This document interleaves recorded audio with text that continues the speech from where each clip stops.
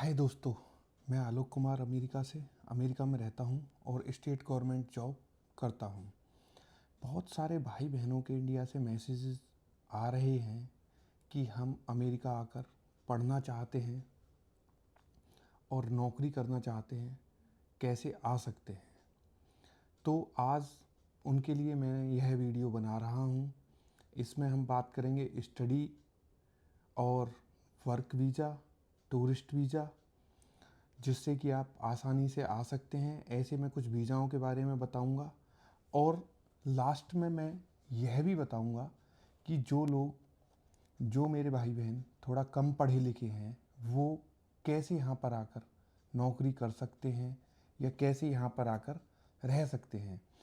तो यह वीडियो आप पूरा देखें, आपको इससे बहुत ज़्यादा फ़ायदा होगा। यह अगर जिस भाई बहन ने वीडियो लास्ट तक देख लिया उसकी लाइफ बदल जाएगी। मैं बहुत इन्फॉर्मेशन इसमें देने वाला हूँ और जो मेरे भाई बहन नए हैं इस चैनल पर वह इसको मेरे चैनल को सब्सक्राइब कर लें। तो दोस्तों, बिना किसी देरी के हम इन तीनों टॉपिक पे आज चर्चा करते हैं। टॉपिक है आप अमेरिका कैसे आ सकते हैं। तो दोस्तों, सबसे पहले बात कर लेते हैं स्टडी वीज़ा की। आप हायर एजुकेशन के लिए अमेरिका आ सकते हैं। जैसे कि आप ग्रेजुएट हैं और आप मास्टर्स के लिए अमेरिका आना चाहते हैं तो आप बहुत आसानी से आ सकते हैं। उसके लिए आपको एक इंग्लिश का टेस्ट पास करना होगा जिसे GRE इस टेस्ट का नाम है, और एक आईलेट्स। आप कोई भी एक टेस्ट पास कर लें, उसके बाद आप आसानी से आ सकते हैं। सबसे आसान तरीका यही है। आप 2, 3 या 4 महीने की मेहनत के बाद इस टेस्ट को आसानी से पास कर सकते हैं और आ सकते हैं। इसमें आपको किसी भी एजेंट को एक भी रुपया देने की ज़रूरत नहीं है। आप मेरा विश्वास करें, थोड़ी सी मेहनत के बाद ही ये टेस्ट पास हो जाएगा। तो आप जब ये टेस्ट पास कर लेंगे उसके बाद अमेरिका की किसी भी यूनिवर्सिटी में, अलग अलग यूनिवर्सिटीज़ में, अलग अलग स्टेट्स में एडमिशन के लिए अप्लाई कर सकते हैं।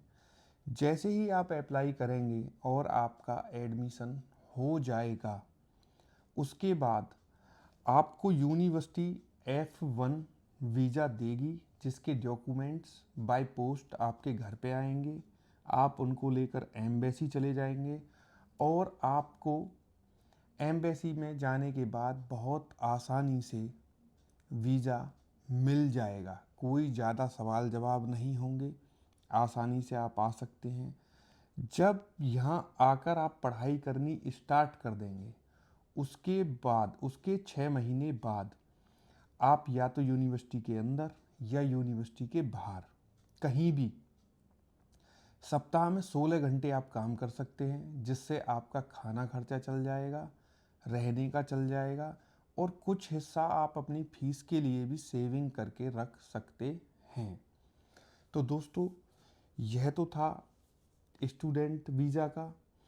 अगर एक प्रोग्राम है यहाँ पर PhD प्रोग्राम, जो मेरे भाई बहन इंडिया में 4 साल की, मतलब कि 4 साल की ग्रेजुएशन कर चुके हैं, जैसे एग्जाम्पल के लिए BTech या और कोई भी डिग्री हो सकती है 4 साल की, वो अगर अमेरिका से PhD करना चाहते हैं तो वो भी यहाँ पर आ सकते हैं।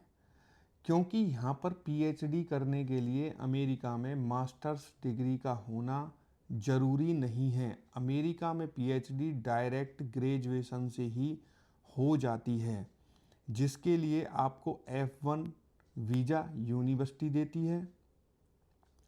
और दोस्तों, इसके साथ साथ इस PhD करने में सबसे अच्छी खुशखबरी ये है कि यूनिवर्सिटी आपको स्टाइपेंड के रूप में पर मंथ आपको $2000 देगी। और दोस्तों, यह आपको मंथ के एंड में ही नहीं, यहाँ पर जो तनख्वाह का जो सैलरी मिलती है, तनख्वाह मिलती है, आप जो भी कहें, वो 15 डेज़ के बाद ही मिल जाती है। आपको महीने में यहाँ पर 2 बार सैलरी मिलती है। तो आप पीएचडी के लिए भी जेआरई या आइलेट्स क्लियर कर सकते हैं। आपको हर महीने खर्चा मिलेगा, जिससे आप अपना रहने का, खाने का खर्चा कर सकते हैं। प्लस मैंने यहाँ पर पीएचडी स्टूडेंट को देखा है, उन्हीं पैसों में से वो यहाँ आकर गाड़ी भी खरीद लेते हैं, घर किराए पर ले लेते हैं रहने के लिए, और अपना बहुत आसानी से खर्चा चलाते हैं। तो दोस्तों यह थी पीएचडी की बात। और पीएचडी के लिए यूनिवर्सिटी में जब आप जेआरई क्लियर करके आएंगे या आप टेस्ट पास क्लियर करके आएंगे, तो आपको यूनिवर्सिटी में पीएचडी के लिए कोई भी फीस नहीं भरनी पड़ती है। वो फीस फ्री है कुछ यूनिवर्सिटीज़ में, और आपको $2000 और उल्टे हर मंथ, प्रत्येक मंथ मिलेंगे। दोस्तों $2000 की ये बात है कि अलग अलग स्टेट्स में अलग अलग लॉ है, तो किसी में ये कम है, किसी में ज़्यादा है, लेकिन आप अपना आसानी से अच्छे तरीके से आप अपना खर्चा चला सकते हैं। और दोस्तों दूसरी बात ये है कि जब आप पीएचडी प्रोग्राम के लिए आते हैं, तो आप अगर शादीशुदा हैं तो अपने स्पाउस को भी साथ में लेकर आ सकते हैं। अगर आपके पास बच्चा है तो आप बच्चे को भी लेकर आ सकते हैं। यूनिवर्सिटी आपको उसके लिए भी वीज़ा देती है। अब दोस्तों हमारा दूसरा टॉपिक है वर्क वीज़ा।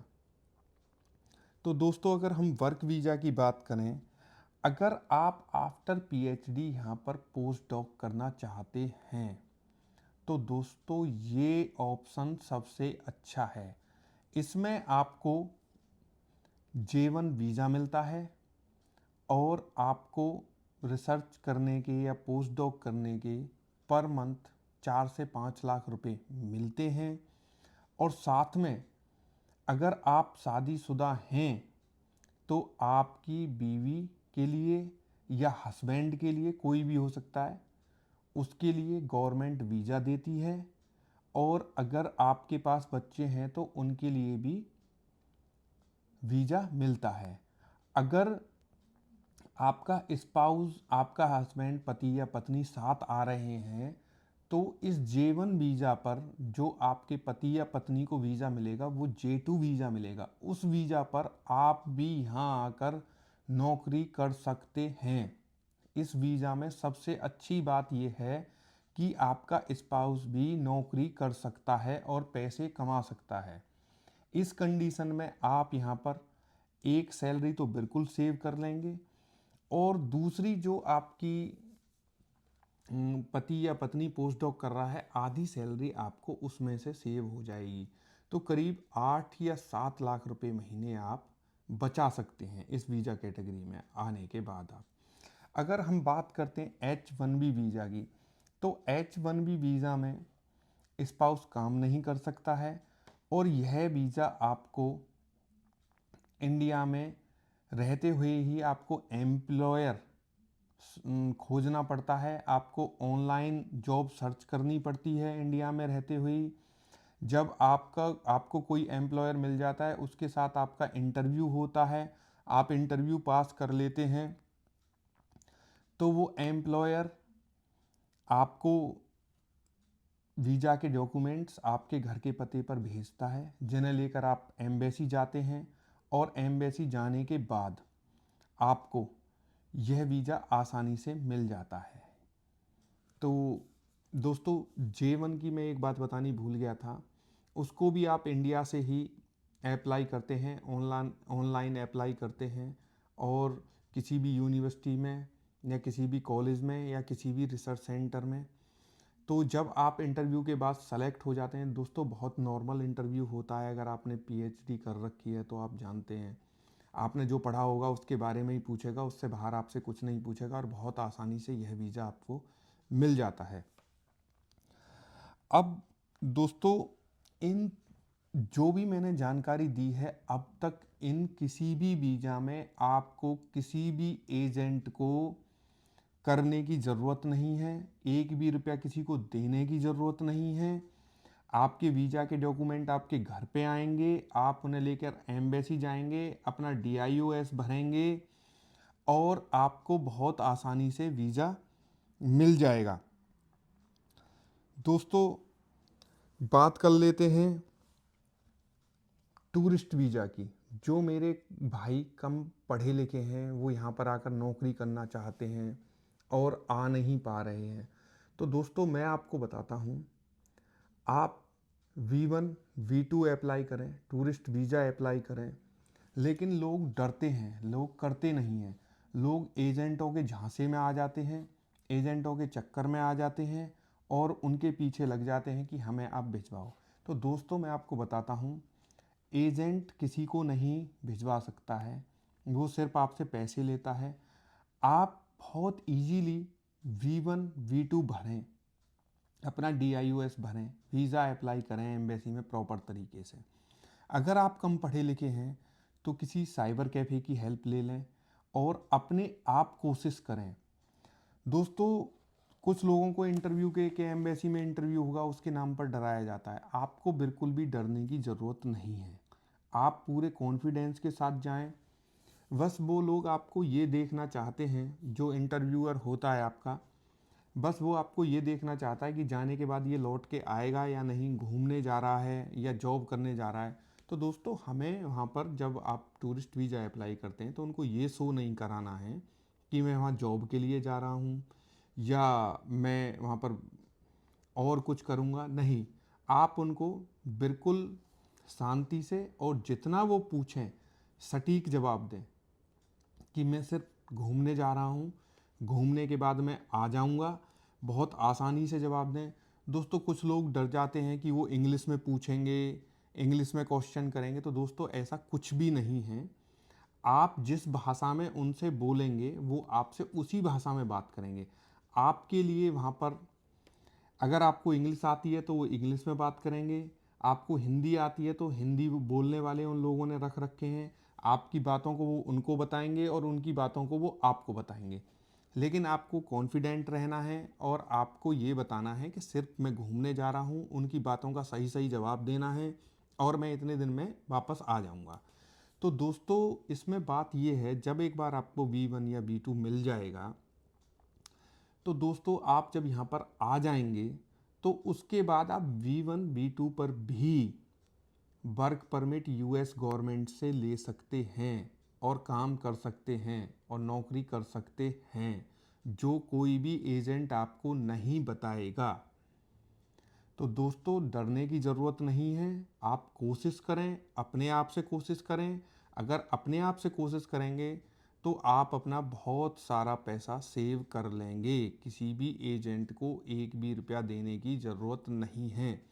अगर दोस्तों किसी को कोई भी परेशानी आती है वीज़ा से रिलेटेड या एजुकेशन से रिलेटेड, तो आप सीधा मेरे से संपर्क कर सकते हैं, मेरे फेसबुक के द्वारा या मेरे इंस्टाग्राम के द्वारा। इनका लिंक मैं डिस्क्रिप्शन में दे दूंगा।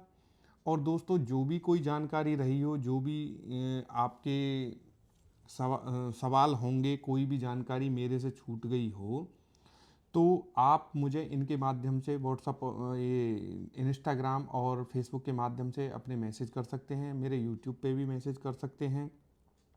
और दोस्तों, अगर आपको यह जानकारी अच्छी लगी हो तो आप मेरे चैनल को सब्सक्राइब ज़रूर करें। मैं टाइम टाइम पर अमेरिका से ऐसी ही जानकारी आपको देता रहता हूँ। नमस्कार।